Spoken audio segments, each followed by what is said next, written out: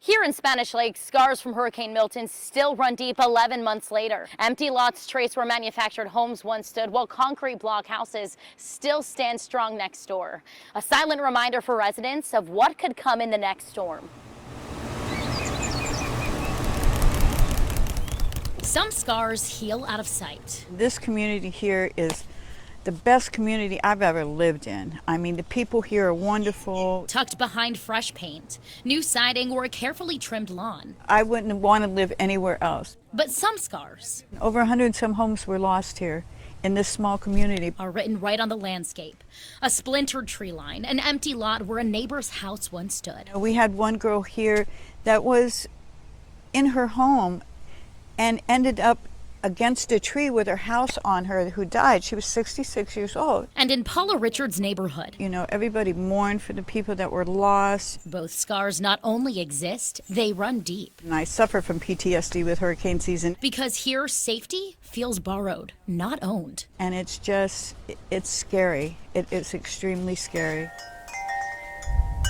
Every gust of wind, every dark cloud carries the question, is this the one that takes it all? When we get a real bad storm here and it lightnings and the wind's blowing and I see, possible tornadoes, I climb in my bed and give it to God, because where do you go in a mobile home? That's the fear Paula lives with every single day. Oh, look at all that. Here it is. Ever since an EF3 tornado October 9th killed 6 of her neighbors in the Spanish Lakes Country Club community, all of them in manufactured homes just like hers. Lost a lot of really good people, a lot of homes.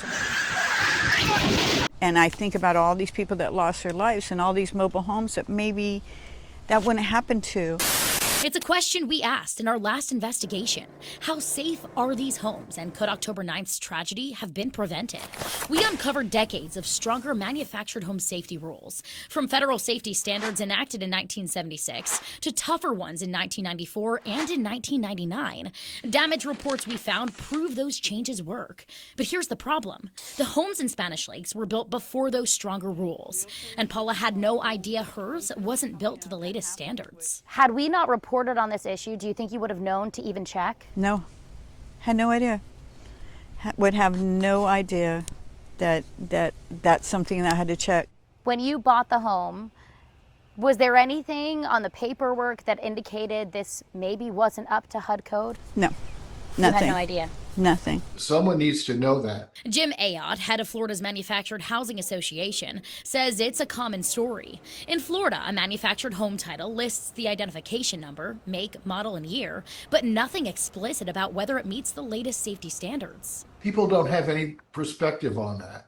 So I really do think more education needs to be done. As an industry, my organization needs to do a better job. I think the homeowners organization needs to do a better job as well. When Paula found out her home was built before the latest safety rules, she started asking companies for quotes to retrofit it, bring it up to safer standards, but had no idea what she was in for. This is what underneath my house looks like. Oh my gosh.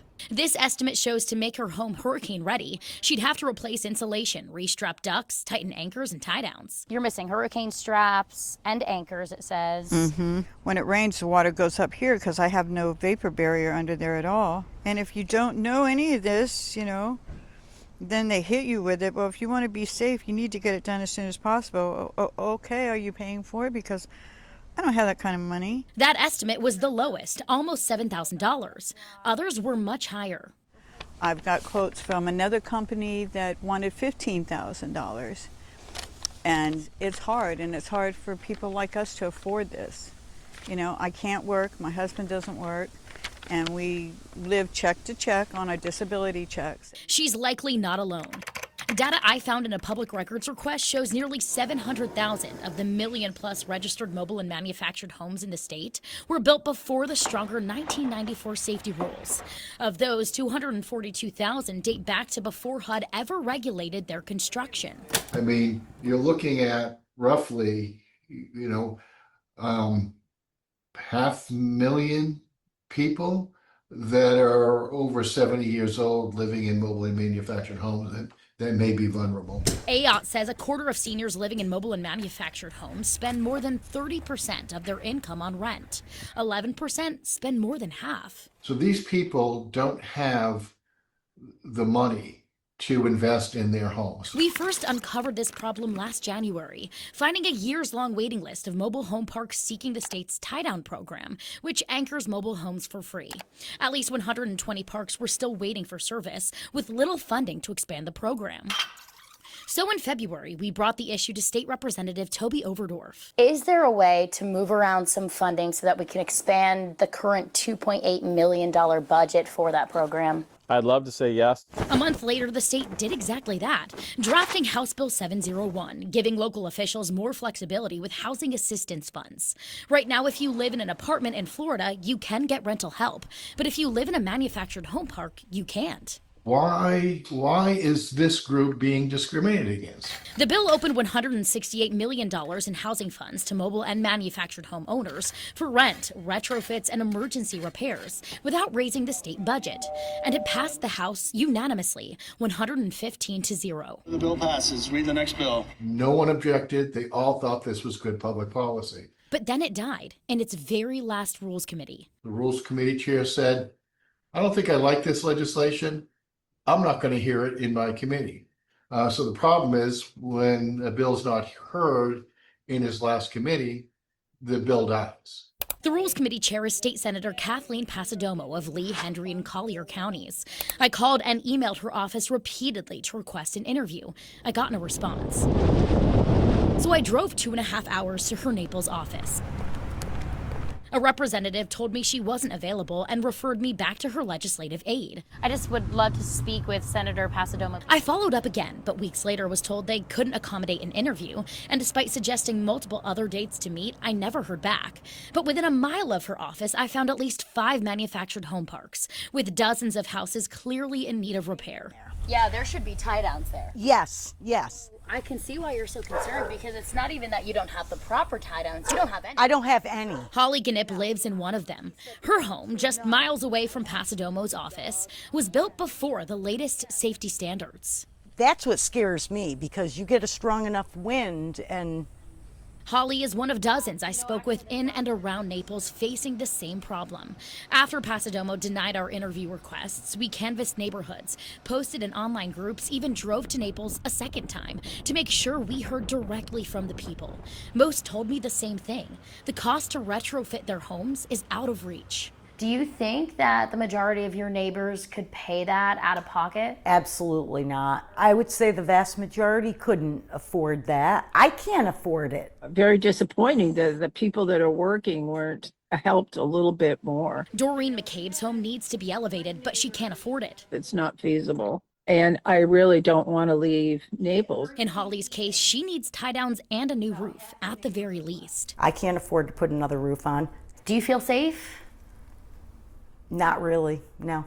I worry with, the storms becoming more and more aggressive, more violent, more frequent. Many of her neighbors are in the same boat. A good 3/4 of this community these are their only residences, their only homes, their primary. If they lose their home, they don't have a home. They don't have anything. For Holly and Doreen, to learn their senator shot down legislation that could have helped felt like a gut punch to their future. For the government not to take the responsibility as when they have the funding available to really help the people is very heartbreaking. I do have to question that. Would she care? If she had talked to the people, why didn't she then? You're supposed to be working for the people. That's hardly a representation of working for the people. So who are you working for? It's really, really important legislation, and it allows the ability to have, 3 million senior citizens in the state of Florida to have resources to help them make sure their home is safe. Now AOT says the Florida Manufactured Housing Association plans to push this legislation again in 2026. And Paula... Well, probably because she's never lived in a mobile home. Hopes Pasadomo hears her plea. She's never gone through anything like this. She doesn't know what each and every one of us that live in a mobile home feel like during hurricane season. If you could speak to that lawmaker who shot this down and all the lawmakers in Tallahassee who may reconsider this the next legislative session, what would you want to say to them? I would say to go out and talk to people that live in mobile homes, go out and talk to people that their mobile homes have been destroyed during the storm. Because to them, this isn't about politics or policy. It's about survival. Our lives matter, their lives matter, their lives matter. You know, people with mobile home lives matter. And that's what I would say to them. After hearing Paula's story, Ayotte says he's now questioning whether buyers should face stricter disclosure rules so they know the condition of a home before purchasing. He says that could show up in future legislation if the bill returns to Tallahassee. In Fort Pierce, I'm Kate Hussey, WPTV News.